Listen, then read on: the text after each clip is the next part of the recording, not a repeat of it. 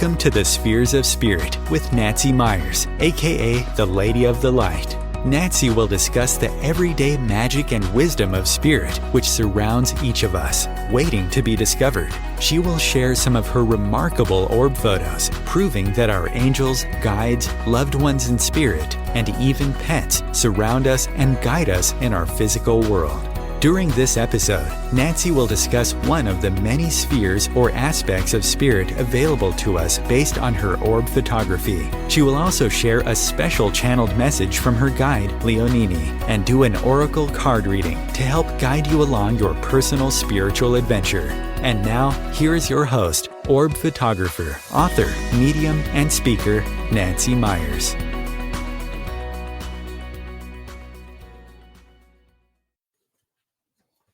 Hi, welcome. Today's going to be a fun show, I think. I'm going to talk about fairies. Now, when you hear the word fairies, I know most of us will automatically think of the Tooth or the Tinkerbell fairy. Well, we're going to go beyond that a little bit. We're going to talk about who are the fairies? Where did they come from? Why are they here? What do they do? But first I'd like to show you kind of, I always base my talks on my orb photography. So if we could, can we bring up the first slide? So this slide, I just love it. For those that are listening, this is a green orb, but there's like little white lights all around it and magical things happening. And so when I chose the quote for this particular photograph, this Peter Pan quote just seemed to fit perfectly. It says, "All the world is made up of faith and trust and pixie dust." And I thought, that is so perfect because that's kind of what my work is. Thank you very much, Chris, for the photo. I base my work on faith and trust. And if I substitute pixie dust for magic, that's what I talk about. It's the magic and wisdom of spirit. But let's talk about the fairies. Now, this is really brave of me to do this. So I'm going to tell you that what I'm about to tell you and share with you, my dreams, my visions, my experiences, my photographs. It's what's happened to me. I'm not trying to convert anybody, to believe in fairies. It's just another possibility, another sphere of spirit. So take what fits, take what you can handle, take what you can believe in, take what you can hold on to, and then just leave the rest. But this one's fun. So let's start off by who are the fairies? Well, the fairies, they say, belong to what's called the elemental kingdom. They are the elementals. They are the elemental world. Well, what does that mean, the elemental? Well, according to myths from antiquity, they're called elementals because they embody one of the elements of the earth: earth, dirt, water, air, or fire. So there's anthropological records of indigenous beliefs and practices throughout the world that show that the belief in the elementals predates all major religions. There are stories and myths of fairies or elementals all over the world, including Iceland. And Iceland, right? Iceland. I hope I don't butcher this name. They called them Huldufolk. And in Ireland, Tuatha De Danann, the Native Americans have a form of fairies that they believe in called the Manitou. The Polynesians believe in a form of fairies or little people that really goes back throughout and to the beginning of their Polynesian history. Now, when we think of fairies or the elementals, which can include things such as pixies, brownies, sprites, elves, leprechauns, gnomes, dwarves. We kind of lump them, we meaning modern folk, we kind of lump them now into one category. And I think part of the reason we do that is because they are kind of mythological creatures, all those creatures that I named. So the name of fairy, where did that come from? So the word fairy comes from classical mythology. You know, in classical mythology with fairy is kind of the Celtic region, is what modern day we think of now. But it comes from the word fatae, Fatae. And that word meant the fates, Fates. And then there was, from that, it went into fae, Fae. If you study fairies or read about fairies, you'll see them spelled many different ways. They'll call them the fae, they'll call them the little people, they'll call them the wee folk, the fairy, Faerie, they'll spell it. But what's interesting is the early Celtics called them the fae. But when you fell under the state of their control, if you will, or their spells, they said then it was called fairy. And that meant you came into a state of enchantment and were enchanted by these beings. So, where do these beings live? Why can't we see them now? Well, it's really interesting. You know, the good old Romans, when they conquered, especially the Celtic regions, this was their modus operandi. When they get there, they would carefully document the religious beliefs, the practices, and everything. And once they had that all written down, then they went about to destroy those and bring in Christianity. So the fairies, when in their opinion, in the Roman opinion, they were associated with paganisms. And so they said, you know what, this just doesn't fit with Christianity. So we are going to demonize them. We are going to make them evil and associate them with witches and demons and have these people stop believing in them. But the belief in fairies is deeply rooted. To this day, of course, if you get to the opportunity to travel to Ireland or England or Wales, you know, that belief is still very, very strong.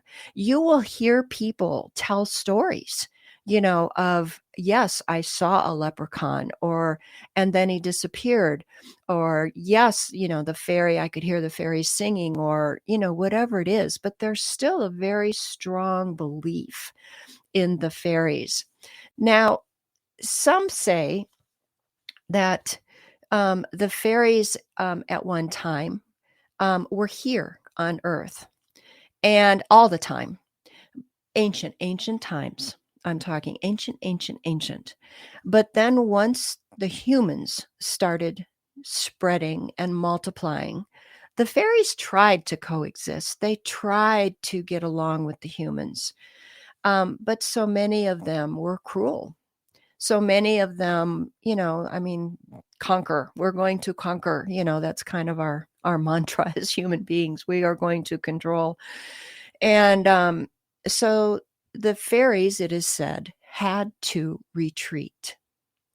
But where did they retreat to? So there's stories that there is an elemental kingdom.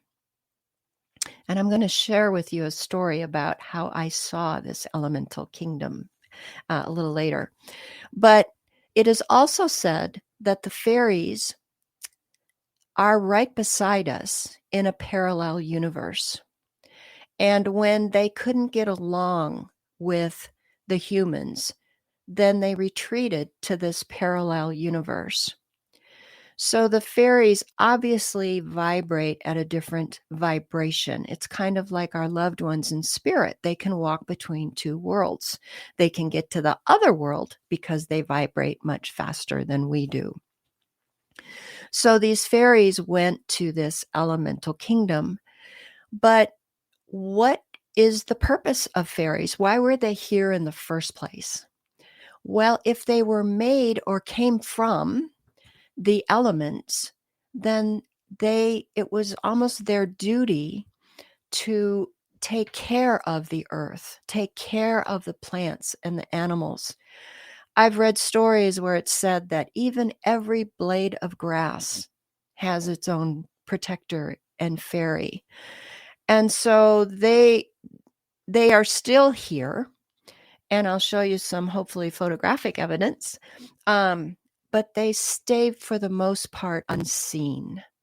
And it is for their own protection. Because what would we do? Oh, let's capture them and study them and dissect them and figure them out, right? Yeah. But so that's why a lot of people say, yes, I saw a leprechaun just for a flash, and then right before my eyes, he disappeared. Well, he didn't disappear.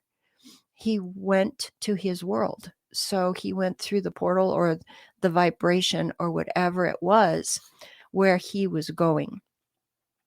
So this is a big day for me to come out and talk to you about my fairy experience because it's so wild and so crazy, but it's also in the same vein so amazing, so miraculous, and so much fun. So I'm going to tell you a little bit about why I'm doing this. So behind me, behind me are my two books. So the first book I wrote, it's called Entering the Light Fantastic. And my son came to me and said, Mom, you're going to write a book about, your spiritual journey and me and the work we do in the orbs. And I was so resistant because I wasn't an author at that point, but he worked with me. I channeled him a bit. He helped me. And fortunately, it's been very well received. And I went, okay, I'm done. Yay. Okay. I did that, Robbie. There you go. Well, then about a year and a half, 2 years later, he comes to me and he says, we're going to write another book. I went, no, I don't want to write another book. It's really hard for me to write. I'm not a natural writer. So it takes every fiber of my being to sit there and concentrate on this. But he added this caveat. He said, Mom, you're not going to leave anything on the table. You're going to share everything that happened to you. And I went, no, I don't have the courage to do that. Some of this stuff is pretty woo. It's pretty far out. And he says, no, Mom, you have to share this because there will be people that benefit from it. And you will actually benefit from sharing the stories. I said, okay. So it took me a little while. Now I've already told you about my experience with the dragons, and I thought, okay, that's out there. That's good.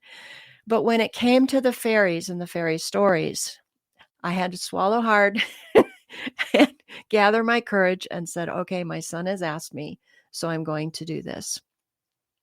So in my book, I go into a little bit more detail than what I'm going to talk about today. So, it's really interesting. There are people who think that, fairies are strictly a myth and something in our minds for children.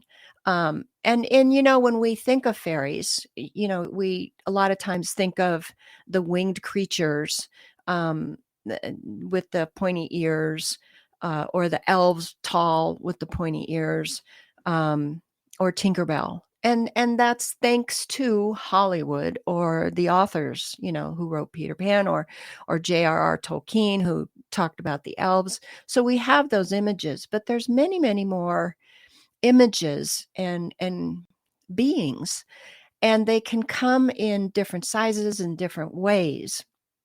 So there are even some brave historians or some brave scholars, they call them, who believe and know and trust that these beings were actually or are actually still a very ancient race. Now that says something. So before I go into this, I wanted to tell you a quick story or share with you one of my heroes on this spiritual journey. Some of you may have heard Edgar Cayce. And Edgar Cayce was one of the most documented mediums and channels in the world. He gave over 14,000 documented readings. Now, Edgar Cayce there's a wonderful book out. It's his biography. It was written by a man named Thomas Segou. It's called The River. I always forget. Let me get my note here. It's called The River Runs Through It. Nope, that's not it. The river. Oh, there is a river. Sorry. Getting it confused with the movie. It's called There Is a River. Now, because Edgar Cayce is one of the most documented mediums, he comes with a lot of validation. And so I trust him. He started out, he was the sleeping prophet was what they called him. And what he found is he would loosen his tie, untie his shoes, lay down on the sofa, and he'd fold his hands over his chest, and he would immediately slip into a trance. And he started out doing medical intuitive readings. And when he was in the trance, his stenographer who wrote down all these readings and his wife, they were kind of his guides and directors of these readings. So they would say, okay, today you're going to read for Jeff Scott. And Jeff Scott lives in Chicago, and he lives on Main Street, and here's his address. And then immediately Edgar Cayce would say, in a different voice, a little bit, yes, we have the entity. I see him. We see him now. Notice how he switched from me to we. I thought that was fascinating. So anyway, he would scan the body. He would find out what was wrong with Jeff Scott, and he would diagnose it. Now, Edgar Cayce was not a physician. He had never been schooled in anatomy or in medicine. He was a photographer by trade. But anyway, he would find it. He'd identify what this person was going through, but then he would prescribe a cure, a natural cure that the person could make and follow. And there are story after story and documents after documents that people were cured. So Edgar Cayce is a fascinating figure if you want to read about him. But he knew, even at a young age, that he had special gifts. And it really fought with who he was and what he believed in, because Edgar Cayce was always also a devout Christian. He read the Bible from cover to cover every year for, I think, 30 years. So he had very strong religious beliefs, but he also knew and honored these other gifts that he had. So when he was a little boy, the first thing that they write about, I believe, is when his grandfather died, and his grandfather came to visit him, and he saw his grandfather in spirit and talked to him. But here's the story that relates to the fairies. Edgar Cayce lived on kind of a farm with his family, so it was very rural, and he had a lot of forest and open space to play in. So he had a little friend. Her name was Anna, and he and Anna would go to their favorite grove of trees or whatever it was, or place that they would play. And one day, I think it was 3 children, they were as tall as Edgar. This is when he was a little boy, 7, 8 years old, and Anna, and play with them. But at the end of the day, the fairy children, and he knew they were different. He just, it took him a little while to figure that they were fairies. They would go their way, and Edgar and Anna would return to their home. Sometimes the fairy children would follow them home. And one day Edgar's mother, was in the kitchen looking out the window, and she could see these 3 children. And when Edgar came in the house, she said, "Who are those children?" And Edgar said, "Oh, they're our friends who always meet us in the forest." So Anna could see them, Edgar could see them, his mother could see them. But here's the story that they wrote that I just love. It said one day they were in the forest and it began to rain. And so they started running for cover, Edgar and Anna, and then the three fairy children were running with them. And they found cover and they're standing there. And Anna says, "Well, you're not wet. Why did you not get wet from the rain?"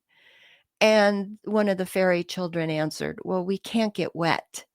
We live in the flowers and the music." And Anna asked, "What music?" And the fairy children said, "Well, the music of everything." So I love this for so many reasons, because first it says, okay, these fairies exist within the energy of the plants and the frequency of the world. And I've talked about before with orbs. Orbs are frequency. Orbs are vibration. Vibration produces color. Everything vibrates.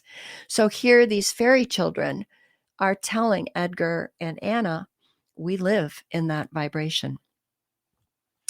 So I that's just one of my favorite books and validations.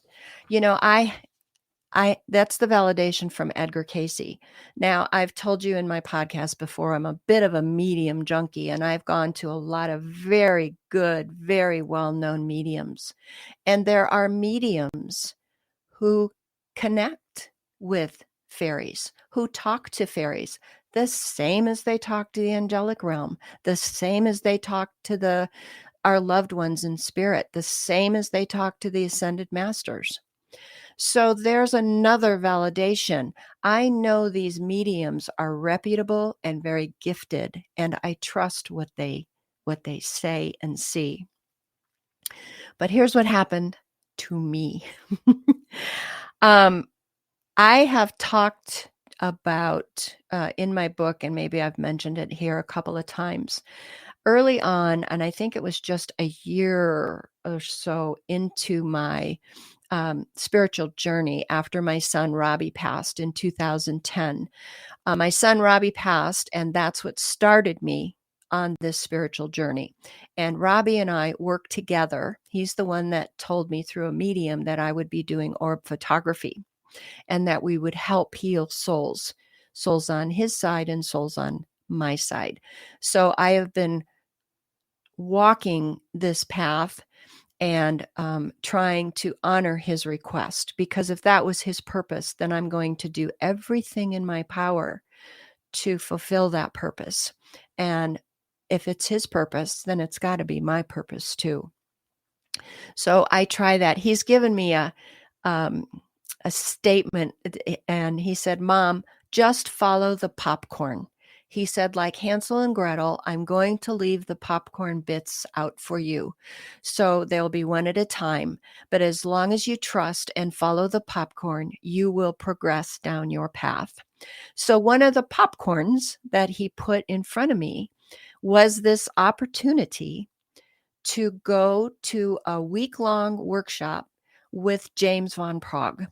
Now, to me, James Van Praagh was a medium god. I used to watch James Van Praagh way before my son crossed.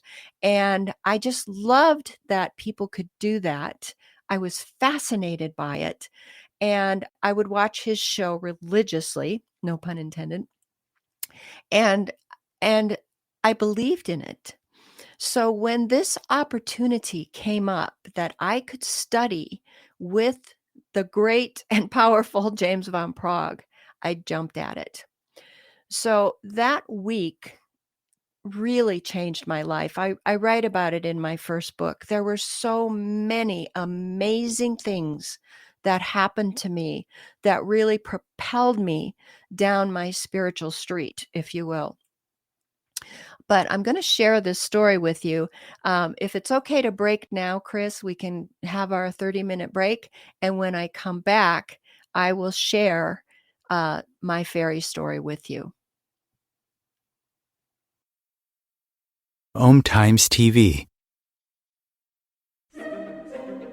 Imagine becoming a super influencer. Reinvent yourself, invest in your brand, and then manifest your success with a robust spheric approach. OMTimes Media and Broadcasting offers a unique and multifaceted way to become the spiritual and conscious influencer you deserve to be by putting your message across our powerful platform with its proven record of integrity and excellence. Through our produced shows, OMTimes offers the opportunity to become a social media TV personality, a radio show host, an OMTimes magazine columnist, and a syndicated podcaster, all in one shot. By live streaming your show on OMTimes TV and broadcasting it across the extensive OMTimes radio and TV networks, you become more than a host. You become an ambassador and a force for positive change. OMTimes. Open yourself to the possibilities. When I first saw a turtle, my heart was full. Now I'm anything but lonely. We have this deep connection, this heart connection. He just wants to be close to you and part of your life. Every day with Turtle is a perfect day. When I'm holding her, it makes me feel calmer. I think everything he does shows how much he loves us. When we adopt a shelter pet, We discover they're a little bit of a lot of things. But they're all pure Pure love. love.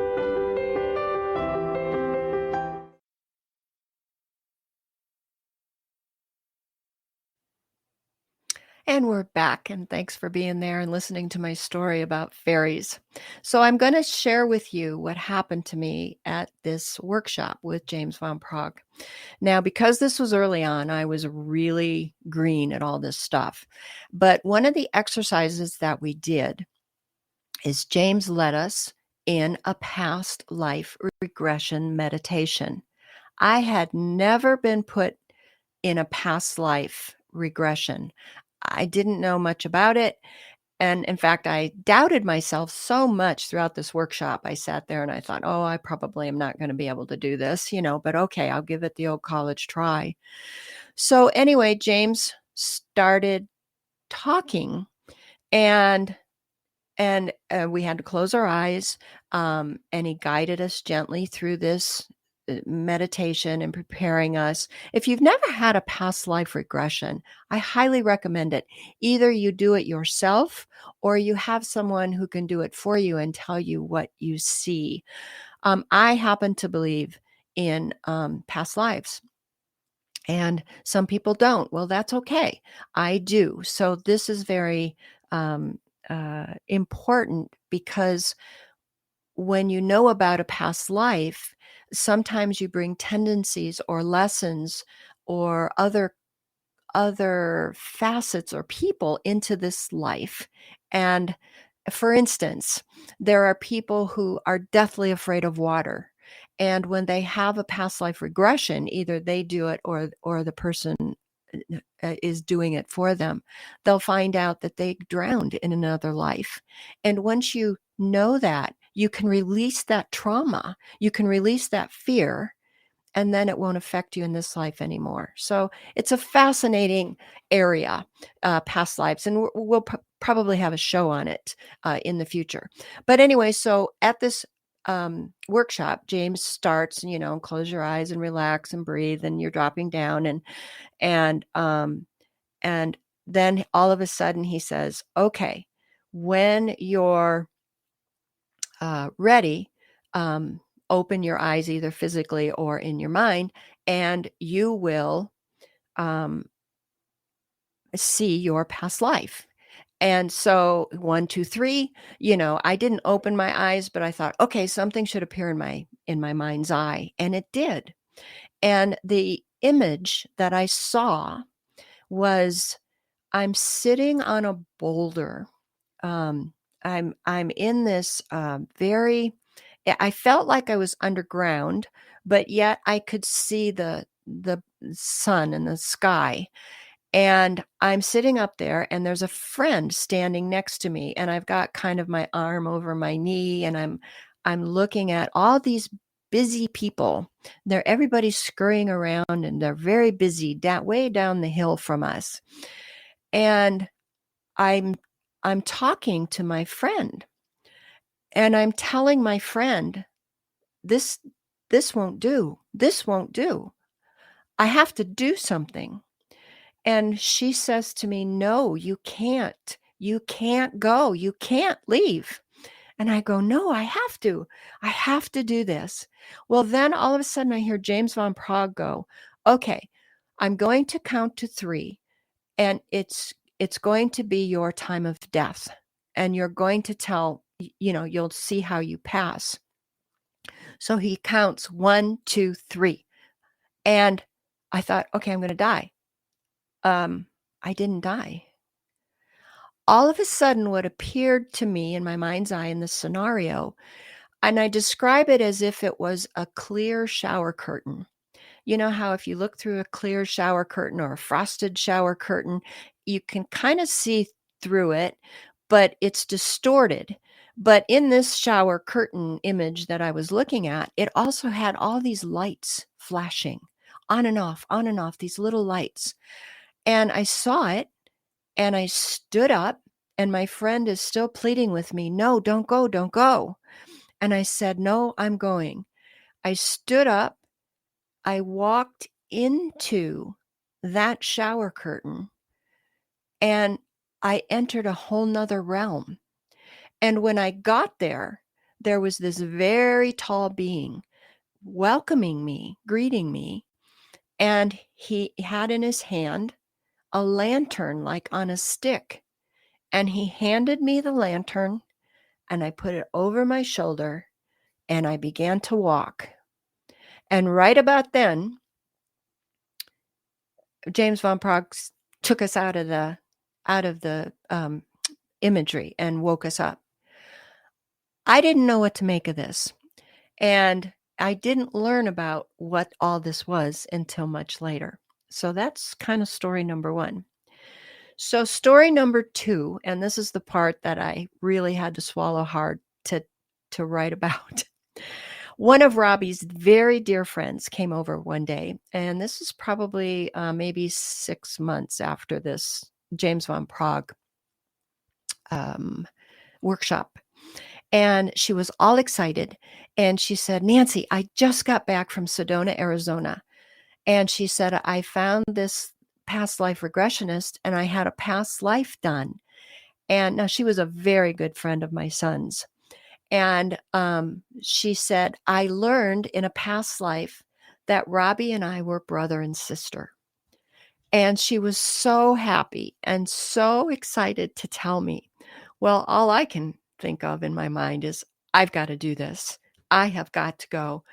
So I told my husband, I said, "Could we go to Sedona, please?" My husband, God bless him, "Sure, let's go to Sedona."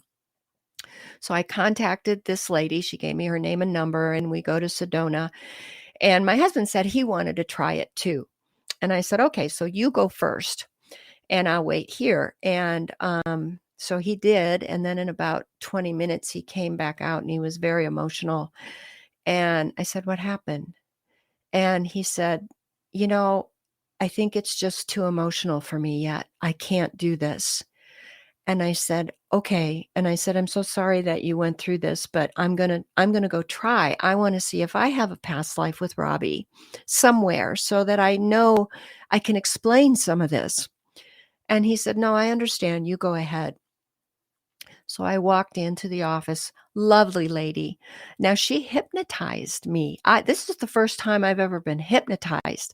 And again, I'm having my doubts. Okay, can I be hypnotized? Can I do this? And so she was very good at, getting me to relax and to breathe. And she walks me through it, and all of a sudden I can see the imagery that she's describing. Okay, you see a golden rope, hang on to that rope and follow the rope. And then you're down this hall, and there's these huge big doors lining the hall. She goes, "I want you to pick one of those doors." And so I said, "Okay." So I stopped in front of the door. Now I could see this door so clearly. I could see the grain in the door. I could see the hinges and the big handle. And she said, "When you're ready, open the door." So I open the door and I walk in, and I'm in a beautiful garden, just beautiful. Well, I'm thinking, okay, where's Robbie? And she said, well, what do you see? And I said, I see this beautiful garden. And she said, find you. And so I'm looking around and I'm looking around, and all of a sudden I see this figure sitting in the garden, surrounded by these big, beautiful flowers. And I went, she goes, did you find you? And I said, yeah. And she goes, can you describe what you see? And I said, I'm a fairy. I'm a fairy? And I mean, for me to see that, here I went into this because I wanted to experience a past life with my son. Being a fairy in a past life was the furthest from my mind. So I know that didn't come from me, it came to me. So then we proceeded, with what all that was, but she asked me an interesting question. She said, "Okay, so you incarnated then as a human, or now?" She said, "Why did you incarnate as a human?" And without thinking, what came out of my mouth was, "To be seen." So that's when I go back to that imagery of the past life regression with James von Prague, and I walked through that shower curtain, if you will, into the other realm. I believe I was leaving the elemental kingdom, which is in another vibration, into the physical. I just found that fascinating. Now I have to tell you, my friends call me Tink because they said I'm like a fairy. I can't. I have a very sensitive system. I'm very sensitive to the environment. I don't like meat. It's really funny. So it makes sense on some of my physical traits that, okay, so maybe I was a fairy. So that was the part that was really difficult for me to put into the book. But all kidding aside, what that did then was validate my feelings of my strong belief that fairies on some level were real, that I had a connection, that they've always been around me. And I'm going to show you some pictures here in a little bit, of some of the fairies can come in orbs or as energy or whatever. So that's what I'm going to show you here in a minute. But I'm going to tell you another story here. I play this game, if you will, with my husband, and when we people watch, and I'll look at people, and I know instantly. I go, not everybody, but sometimes I go, oh, she was a sprite, or oh, she was a pixie, or oh, he was a dwarf, or oh, he was an elf. Look at his ears, he's so tall and thin. So do we carry some of these traits with us? Yeah. James von Prague, when we did that, and I could see me sitting on that boulder, I looked like me. And James von Prague, after the exercise, he asked us, he said, okay, how many of you saw yourself similar to your facial structure that you have now? And I went, oh boy, I really screwed that up. So I raised my hand, and not many people did.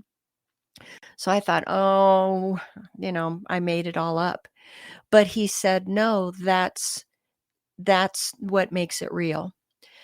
We do carry a lot of our physical DNA, if you will, from one lifetime to another. Whether we're male or female, we will carry some with us. So, because I've been told many lifetimes I've been male, many lifetimes I've been female. So, and we all have had probably hundreds, if not thousands, of incarnations. That is my belief. It doesn't have to be yours, but that is my belief. That's what I've been told. And through these other past life regressions, I've experienced a lot of that. So, knowing that that's my game is to try and pick out the fellow elementals that maybe I used to live with or hang out with. I was at a workshop and I met this lovely lady. Oh no, actually I was on a trip and I met her first, but then we joined up again at a workshop. And she was just such a giving person. And she was totally dedicated to the cause of midwifery. being a midwife, encouraging home births and natural births. She dedicated her whole life, and she works very closely with big hospitals to bring that into the fold. Like I said, it's just such a passion for her. But I looked at her and very nicely, I said, Colleen, in another lifetime, you were in the elemental world. And she said, I was. And I said, yeah. Would you like to know what I'm seeing? And I said, you were a dwarf.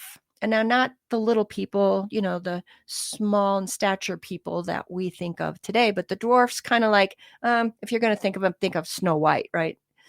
And I said, that's fascinating. I wonder why. So I looked up a story, or the history and the mythology of dwarfs. And here's what I found. The dwarves, when their wives were ready to deliver, the male dwarfs, so the story goes, would go and kidnap um, a, like a midwife from the human world and take them to his world to help deliver the baby. So now here my friend is in the physical, and she dedicates her life to midwifery. I just thought that is way too much of a coincidence to be a coincidence. So that's I just find that fascinating. So that goes back to also, we carry the traits and what is our service.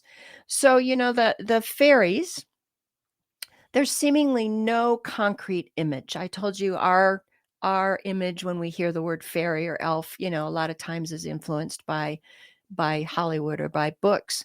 But one thing that they are is ethereal or mysterious. And sometimes they have a penchant for mischief or trickery. Some say they are malevolent, not benevolent, malevolent.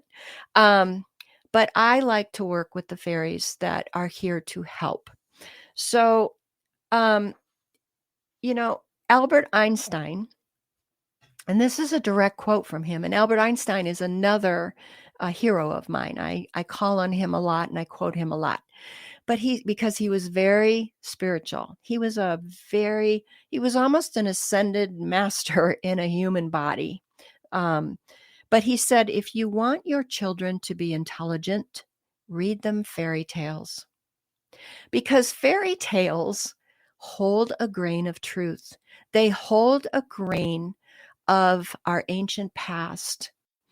And if we open our eyes and explore it and open our minds and think, is this possible?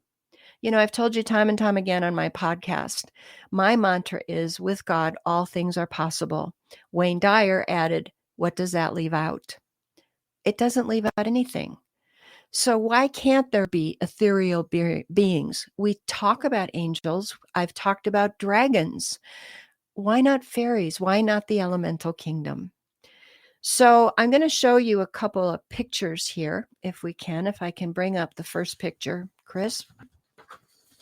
Now, this picture was taken, and I call this my fairy energy. I haven't captured an angel a fairy per se, but this picture is the only one I've ever captured like this.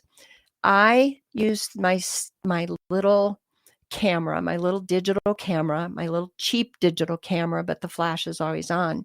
But even though it's a little cheapy, it will pretty much stop even a hummingbird's wings in motion. So the shutter speed is pretty quick.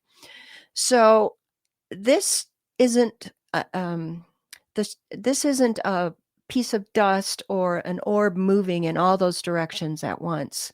So I do call this one my fairy energy, and I thank them for appearing. I always talk to the fairies. So if we could get to the next one. Okay, so I told you fairies can sometimes come as orbs. We talked about fairies as pixies and sprites and elves and dwarfs, and but they can always also be water nymphs. I have seen pictures of people who have taken pictures of like waterfalls, and you can see the outline of these beings actually in the water. But for me, the elves appeared as orbs. So the picture on the right-hand side of your screen, the blue, is in this beautiful little stream that was in the middle of the redwood forest. It's difficult for me to get orbs during the day. It's not difficult. It's just not common. So when I get them during the day, they're very special. So this I do believe to be, one of the water sprites, one of the water nymphs. And where else would fairies be but in the middle of a redwood forest, right? I mean, and I think maybe that's why I'm drawn so much to the trees, and I have to go there every couple of years. The picture on the left is I'm literally sitting inside a gigantic sequoia redwood, and I asked my husband to take this picture, and you can see the green, of course, plants, animals, healing, orb right next to me as I sit in the middle of this tree. So, I feel the fairies. I don't always see them, but I feel them. So, now I have a fun picture to show you the next one, if we can bring this up, Chris. Well, the next two. So I've showed this picture before, but I had a reading from a very good medium. And the medium told me, she said, Nancy, you have a guide. It's a leprechaun, which makes a lot of sense if I was a fairy in one ancient lifetime. And she said, he's literally calling himself Lucky. And so that night when I went outside, I took pictures and I got this orb. And hopefully you can see him. If you look for his two eyes and his crinkled hat, then you'll see his beard, his mustache, and even his pipe. So he's going, yep, here I am. I'm with you. I'm Lucky. That night, I had never gotten a leprechaun before. And in fact, now he's appeared to me probably 3 or 4 times. But this one was the first one. So if we can get to the next picture, Chris, thank you. This one was just kind of funny. So Shrek, I took this picture and this orb, and I immediately went, oh my gosh, it's Shrek. And so I put this orb right next to Shrek, who is an ogre. Are ogres part of the elemental world? Why not? But I have to tell you, I'm probably the only person on the planet who hasn't seen any of the Shrek movies. But when this appeared, it just made me smile. And, Spirit has a sense of humor, and I'm going to get into that in a little bit later. But yeah, even Shrek appeared. So if we could go to the next one, Chris. And these will be all these pictures are available on OMTimes Radio and my website, theorbconnection.com.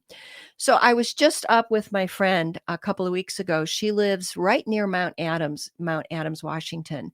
And her place, she's up kind of on a mountain, very isolated, and it is magical there. There is a group of trees, and those trees in the photo are part of them. They're literally a natural circle. And when you walk into those trees, you can feel the magic. We call them the fairy ring.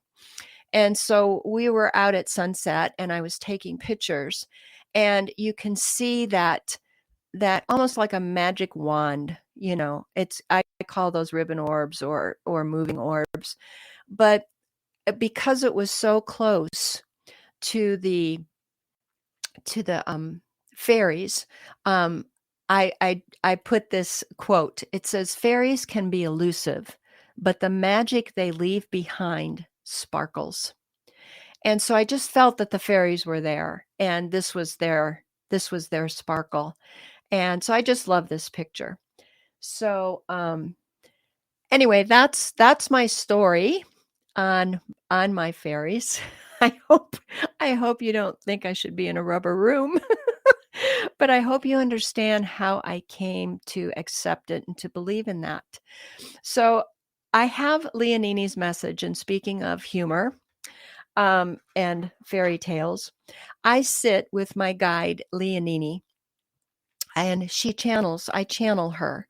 And she usually she'll show me an image, and then she gives me like a paragraph message, very down to earth, messages to help us along our spiritual path, to guide us, to steer us, maybe to answer questions if we're stuck. I do have a book that it's called Leonini, The Wisdom of Leonini, and there's over 100 of her messages paired up with a full color picture, because the first thing she does is show me an image, and then she'll build the message around that. And so if you're interested, you'll have to write to me because it's not listed on Amazon.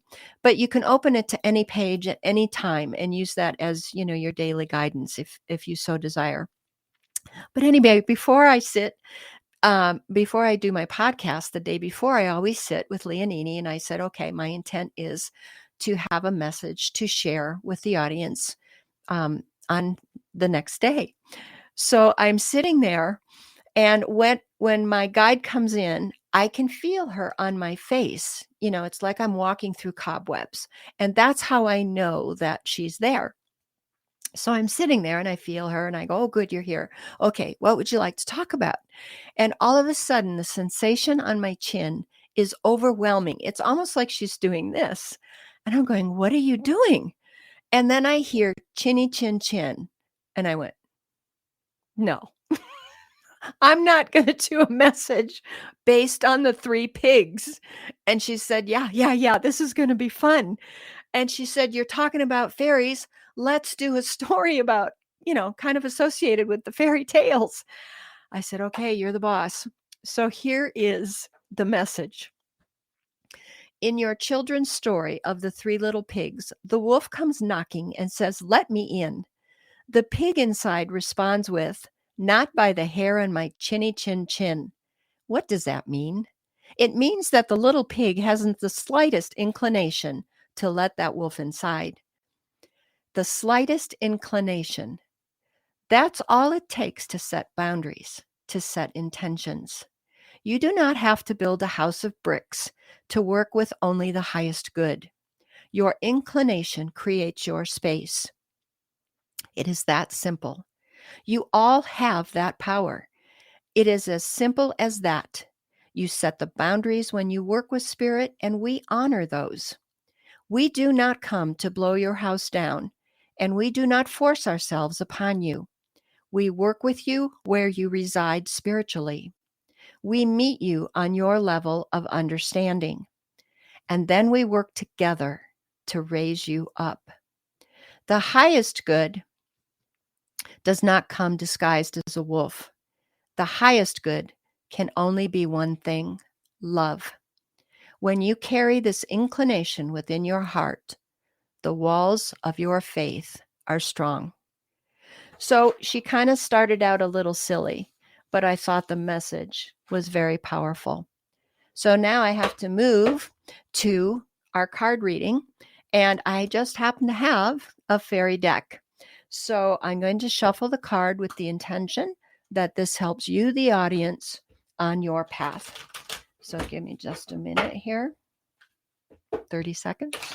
Shuffle, shuffle, shuffle. I don't like to pull the card ahead of time because I want you to know that I don't arrange this. I don't plan it ahead of time. I just take what Spirit wants me to do at the time. So I'll shuffle these and I'll take the top card here, and it jumps out. So it says positive expectations. So if you ask Spirit to help you, to work with Spirit, then expect positive expectations. Do not go, oh, I want to connect with my guide. Oh, but I'll probably never be able to do that. That was my mistake early on in my spiritual journey.